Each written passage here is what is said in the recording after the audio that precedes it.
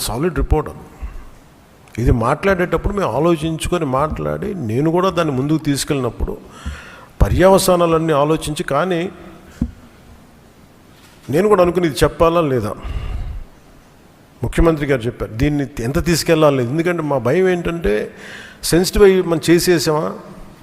భగవంతుడితోటి మీకు గతంలో చెప్పినట్టుగా రామచంద్రమూర్తిగా విగ్రహం తల నరికేస్తే రామతీర్థంలో దాన్ని చేయడం మళ్ళీ ఇప్పుడు చేసి దీని మీద మనం తప్పుగా అనుకుంటారా, లేదంటే దీన్ని కూర్చోబెట్టి రాజకీయ పరంగా లబ్ధి పొందుతారు, ఇలా ఆలోచిస్తారని చెప్పి 1-2 రోజులు ఆలోచించినా కానీ చెప్పకపోతే ఏం జరుగుతుంది. రేపొద్దున మీ అందరికీ తెలిసి కూడా మీరు ఎందుకు మాట్లాడలేదు, అదొక ప్రశ్న ఉంటుంది. అందుకని దాన్ని మాట్లాడాల్సి వచ్చింది. ఎందుకంటే ఆల్రెడీ మేము గవర్నమెంట్ ఫామ్ అయ్యాం, 5 years మేమే ప్రభుత్వంలో ఉంటాం. ఇది లాస్ట్ 6 నెలల్లో ఏదైనా ఉందంటే ఒక మేము ఇలాంటి ఏదైనా చేసాం ఒక అర్థం ఉంటుంది. వచ్చిన 2 నెలలు మాకు ఏం అవసరం ఉంది, 5 years ఈ ప్రభుత్వమే ఉంటుంది. ప్రజలు ఎన్నుకున్నారు. ఇది తీసుకెళ్ళకపోతే తప్పు అవుద్ది. ఎందుకంటే మా బేసిక్గా అందరం ప్రతి మతాన్ని గౌరవించే సంస్కృతి ఇది.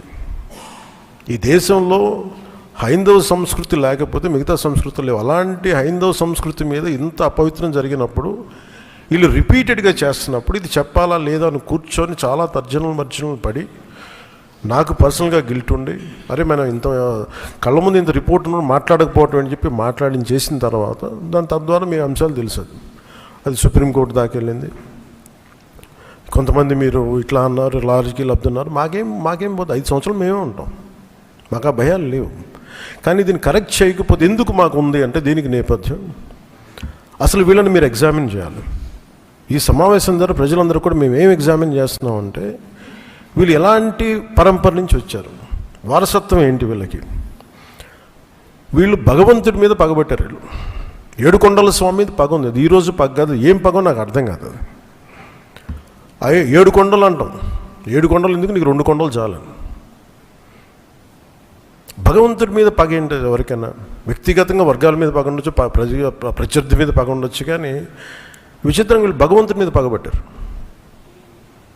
మేము ఆ కోణం నుంచి నాకు అనిపించింది దీన్ని కరెక్ట్ చేయాలి, ఇది చెప్పాలి. ఇది నేను ఎందుకంటే నేను మాట్లాడేటప్పుడు మేము చాలా ఒళ్ళు దగ్గర పెట్టుకొని మాట్లాడతాం. ఎందుకంటే వీల్ ఫేస్ ద కాన్సిక్వెన్స్ మాకు తెలుసు. ఉదాహరణకి అయోధ్య రామ మందిరం నిర్మాణానికి ఈ దేశం ఎంత తల్లడిల్లిపోయింది, ఎంత కదిలింది, ఎన్ని గొడవలు జరిగినాయి. ఇలాంటి దీనికి కూడా వీళ్ళు పంపించిన దాదాపు 1,00,000 లడ్డూలు ఇవన్నీ కూర్చోబెట్టి ఇన్ఫర్మేషన్ తీసుకుంటామంటే ఒకటి అసలు ఏం జరిగింది అన్నీ మొన్న వీళ్ళు చెప్పిన రిపోర్ట్లోనే దాంట్లో యానిమల్ కొవ్వు లేదంటున్నారు. సరే, ఫర్ ఎగ్జాంపుల్ నేను ఒక ఆర్గ్యుమెంట్ సేక్ అన్ని రిపోర్ట్స్లో కూడా ఎక్కడ కూడా ఈ నెయ్యిలో నెయ్యి లేదు.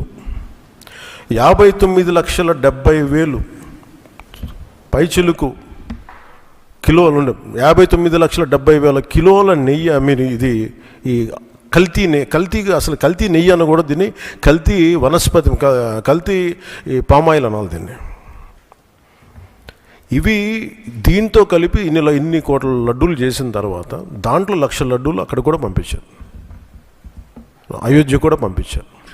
వీటి నేపథ్యం మొత్తం రిపోర్ట్స్ అన్నీ వచ్చిన తర్వాత ఈ నెయ్యిలో ఎక్కడా కూడా 59,70,000 ఇక్కడ లడ్లు దీనికి సంబంధించింది వీళ్ళు అనుకున్న సోకాళ్ళు నెయ్యి సప్లై చేసి దాంట్లో ఆన్ రికార్డ్ 58 లక్షల పామ్ ఆయిల్ దానికి సంబంధించిన ప్లాంట్ బేస్డ్ అన్నీ దొరికినాయి. అవి కాకుండా 1,70,000 నుంచి దాదాపు 2 లక్షల వరకు కెమికల్స్ దొరికినాయి. ఇవి ఆన్ రికార్డ్ వాళ్ళు కొన్నట్టు. మీకు టీటీడీకి మేము ఇన్ని లక్షలు 59 లక్షల పైచీలకు నెయ్యి సప్లై చేసామంటే ఆ పర్టికులర్ కంపెనీ 58 లక్షల పైచీలకు వీళ్ళు మనకి పామ్ ఆయిల్ దానికి సంబంధిత అన్నీ కొన్నారు. అలాగే 1,70,000 ఈ కెమికల్స్ కొన్నారు. ఇవన్నీ చాలా ఆన్ రికార్డ్ దొరికారు. ఎక్కడా కూడా సిబిఐ కానీ ఎక్కడ క్లీన్ చిట్ ఇవ్వలేదు. క్లీన్ చిట్ ఎక్కడ ఇవ్వలేదు. వాళ్ళు వెరీ క్లియర్ కట్గా చెప్పింది ఈ నెయ్యిలో పూర్తిగా ఇది ప్లాంట్ బేస్డ్, అంటే ఇది దీంట్లో నెయ్యి మన పాల నుంచి పాల కొవ్వు నుంచి రావాల్సింది, దీంట్లో ఇది లేదు. చాలా చాలా స్పష్టంగా అది చెప్పారు. మిగతాయి మేము నిర్ధారించలేకపోతాం, మా దగ్గర ఇన్ఫర్మేషన్ లేదు అనేది ఒక రిపోర్ట్ వాళ్ళు చెప్పింది. అలాగే national dairy development board very క్లియర్గా చెప్పింది, దీంట్లో ఫిష్ ఆయిల్, అలా గొడ్డు కొవ్వు, పంది కొవ్వు, ఇవన్నీ లార్డ్ మన ఇంగ్లీష్ పదాలతో ఇవి ఉండే అవకాశాలు ఉన్నాయి, చాలా స్పష్టంగా వాళ్ళు ఇచ్చారు. ఈ ప్రాసెస్లో వీళ్ళు దీన్ని కూర్చోబెట్టి అడ్డగోలుగా మాట్లాడితే, ఎందుకంటే వీళ్ళకి ఏ రోజు కూడా ఈ ధర్మం మీద వాళ్ళకి గౌరవం లేదు. పైగా ఈ దొరికిన వాళ్ళ ఛార్జ్ షీట్లు మీకు చూస్తే, మనకి తెలిసిన పేర్లన్నీ చూస్తే ఇందులో ఎక్కడ మతానికి సంబంధం లేదు. ఇది భోలేనాథ్ బాబా కానీ మిగతా ఏ డైరీ మీరు చూసినా కానీ వీళ్ళు ప్రిడామినెంట్లీ దర్ ఆల్ హిందూస్. దీంట్లో అసలు మతానికి కానీ, దీంట్లో ఒక ఇస్లాంకి సంబంధించిన వ్యక్తులు కానీ, లేదంటే మన క్రిస్టియన్ సంబంధించిన వ్యక్తులు అసలు ఎక్కడ సంబంధం లేదు. ప్యూర్లీ మాట్లాడుతున్నాం హిందువుల గురించే మాట్లాడుతున్నాం ఇక్కడ. So there is no question of other religions here. ఈ ప్రభుత్వం, గత ప్రభుత్వం విషయంలో కూడా మేము ఏం మాట్లాడుతున్నాం అంటే, they never have respect for the traditions and ధర్మ ఆఫ్ దిస్ ల్యాండ్. అది చాలా ఆబ్వియస్గా చాలా మనకు తెలుస్తూ ఉంది. దాంట్లో భాగంగానే వీళ్ళు అదే చేశారు. చూసి ఈరోజు మాట్లాడి క్షమాపణ అడగకుండా తప్పు జరిగిపోయింది. మేము ఇందాక మా కేశవ గారు చెప్పినట్టుగా ఒక తెలియక చేస్తే పొరపాటు, తెలిసి చేస్తే తప్పు, కనీసం తప్పులు జరిగినాయి, అది కూడా చెప్పకపోగా మమ్మల్ని క్షమించమని అడుగుతున్నారు.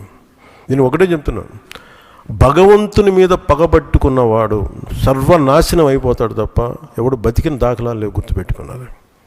ఎందుకంటే ఇది ఫెయిత్కి సంబంధించింది. చాలా స్పష్టంగా, చాలా క్లియర్గా సిబిఐ దాంట్లో మీరు కల్తీల మీరు అసలు నెయ్యి లేని దాంతో మీరు లడ్డూలు చేసి, దాంట్లో మీరు ఇందాక చెప్పిన గ్లిజరైడ్స్ ఇవన్నీ ఉన్నాయి కదండి. దానికి మీకు ఒక రికార్డ్ చెప్తాను.